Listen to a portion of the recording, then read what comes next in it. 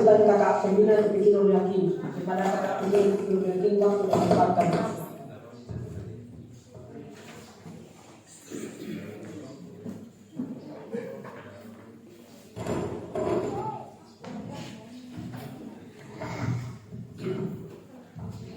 Bismillahirrahmanirrahim. Assalamualaikum warahmatullahi wabarakatuh. Alhamdulillahirabbil alamin. Wassalatu wassalamu ala asrofil anbiya'i wal mursalin Muhammadin wa ala alihi wa sahbihi wa mawala amma ba'd. Yang kami hormati Kepala Sekolah SD Negeri 1 Lapandewa Makmur beserta guru-guru yang sempat hadir pada kesempatan pagi ini. Yang kami hormati Bapak dan Ibu Wali Santri TPQ Nurul Yakin Angkatan 4. Yang kami hormati teman-teman panitia wisuda santri Angkatan 4 yang telah menyerahkan waktu beberapa bulan terakhir ini, baik tenaganya maupun dari dana atau biaya yang telah dikumpulkan yang telah disebutkan oleh ketua panitia tadi. Kemudian yang kami banggakan adik-adik santri TPQ wisuda santri Angkatan 4 TPQ Nurul Yakin yang hari ini kita saksikan ada di depan kita. Insya Allah sebentar mereka akan menampilkan cara membaca Al-Quran yang sudah mereka belajar, ada yang beberapa bulan, ada yang hanya 4 bulan, ada yang sampai 1 tahun. Jadi kegiatan ini adalah kegiatan yang insya Allah kita akan tetap rutinkan, yang telah dimulai dari tahun 2020 hingga 2023, sudah 4 kali, artinya hampir tiap tahun alhamdulillah sudah terlaksana dengan target-target yang tepat untuk kegiatan ini. Alhamdulillah, pertama-tama marilah kita memanjatkan puji syukur kepada Allah Subhanahu wa taala karena kita masih diberikan kesempatan, juga kesehatan dan juga nikmat yang paling besar, yaitu ketika Allah memberikan nikmat hidayah berupa iman dan Islam kepada kita semua. Kemudian salawat serta salam senantiasa kita kirimkan kepada Nabi kita, Nabi besar Muhammad sallallahu alaihi wasallam, Nabi yang menjadi suri teladan bagi kita untuk kita ikuti sebagai umat yang Allah takdirkan hidup sepeninggal beliau hingga akhir zaman. Ketika kita mengambil jalan, mengambil tuntunan, pedoman, yaitu mengikuti cara hidup Rasulullah, maka sebagaimana disebutkan dalam hadis Rasulullah, disebutkan dalam Al-Quran, maka ini adalah jalan keselamatan sebagai bentuk karunia dari Allah kepada kita semua. Kami di sini akan memberikan beberapa faedah terkait dengan kegiatan kita maupun terkait dengan TPQ Nurul Yakin. Untuk saat ini TPQ Nurul Yakin itu berpusat di tempat belajarnya, berpusat di gedung lantai 2 TPQ Nurul Yakin di Bindung Makmur. Adapun misi dari kegiatan TPQ ini, berdirinya TPQ ini, yaitu untuk memberantas buta huruf Al-Quran di masyarakat. Ini yang menjadi target utama kami.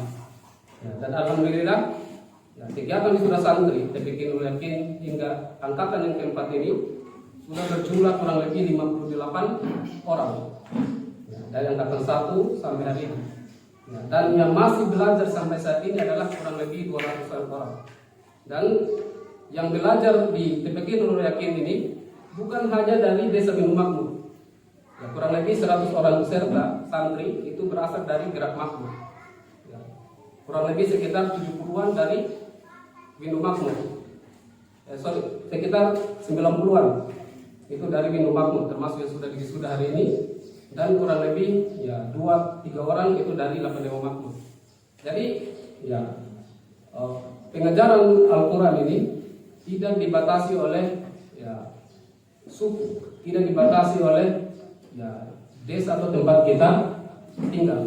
Ya, siapa yang mau belajar itu bisa datang di gedung TPQ, ya, bisa melalui pendaftaran terlebih dahulu atau datang langsung ngaji pun bisa.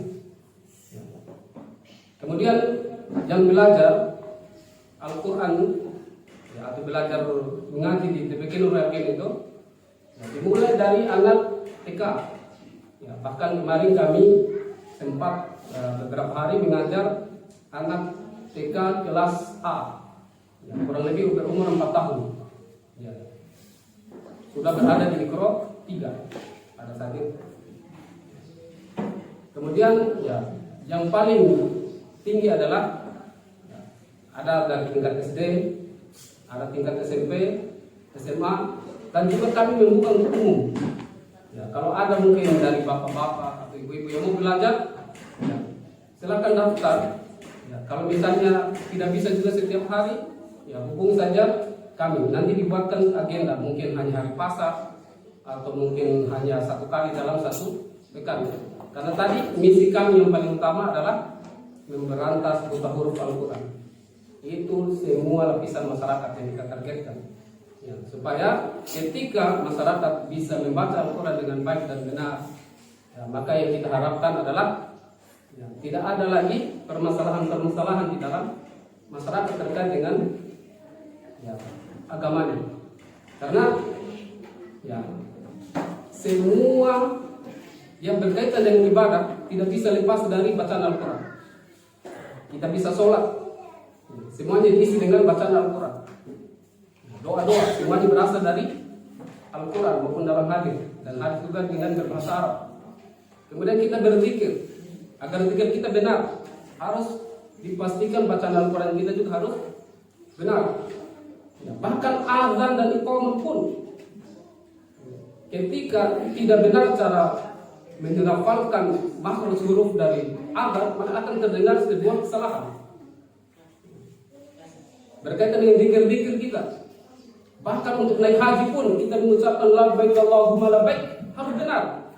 Ya, bukan sembarang kita menyebutnya. Untuk menyebut kata Allah, lafaz jalal Allah, ya, sebagian kita dapatkan ya, cara penyebutannya mirip dengan orang-orang kafir. Ya, karena tidak mentafkid, tidak menebalkan ya, lafaz Allah. Ya, jadi sering kita dengar Allah, insya Allah. Ya, padahal lebih tepatnya adalah dengan ditafkimkan, tebalkan insya Allah. Alhamdulillah, bukan alhamdulillah. Hanya zikir-zikir yang pendek, ya, mungkin zikir sesudah makan atau kita membaca bismillah, ada membaca bismillah. Ini penting untuk kita ya, belajar Al-Quran. Ya, ketika semuanya bisa belajar Al-Quran, maka kehidupan kita akan berkah. Karena kami selalu bahas bahwa semua yang berkaitan dengan Al-Quran akan menjadi mulia. Ya. Malaikat Jibril, kenapa dikatakan sebagai malaikat yang mulia? Karena ya, Al-Quran diturunkan melalui malaikat Jibril. Ya, Rasulullah dikatakan sebagai Rasul yang mulia, Rasul terbaik, karena Al-Quran diturunkan kepada Rasulullah. Ya. Mekah dengan Madinah, dua kota yang mulia kita kenal. Kenapa dikatakan sebagai kota yang suci, kota yang mulia? Karena Al-Quran diturunkan di 2 kota tersebut. Kenapa malam Lailatul Qadar disebutkan sebagai malam yang mulia? Karena Al-Quran diturunkan pada malam Lailatul Qadar. Kenapa bulan Ramadan dikatakan sebagai bulan mulia? Karena berkaitan dengan ya, turunnya Al-Quran pertama kali di bulan Ramadan. Kenapa para sahabat disebutkan sebagai manusia terbaik, manusia yang mulia? Karena Al-Quran diturunkan di tengah-tengah mereka. Dan setiap yang berkaitan dengan Al-Quran pasti akan menjadi mulia. Maka jika kita ingin mulia, menjadi hamba yang terbaik, maka dekatkanlah diri kita dengan Al-Quran. Dalam hadis Rasulullah, mau menjadi generasi yang terbaik, man ta'allama Al-Quran muallam. Ya. Ya. Khairukum, sebaik-baik di antara kalian man ta'allama al-Qur'an, yaitu yang mengajarkan, yang mempelajari Al-Qur'an, yang belajar Al-Qur'an, kemudian wa'allama, dia amalkan, dia ajarkan kepada orang lain. Kalau mau mengambil bagian ini, mau menjadi generasi terbaik, ya kita ambil dua konsep ini. Yang wisudaan dari ini, kalau hanya terbatas hanya satu sudah menjadi baik, tapi coba ambil double dari ya kebaikan ini, yaitu setelah kita belajar maka ajarkan.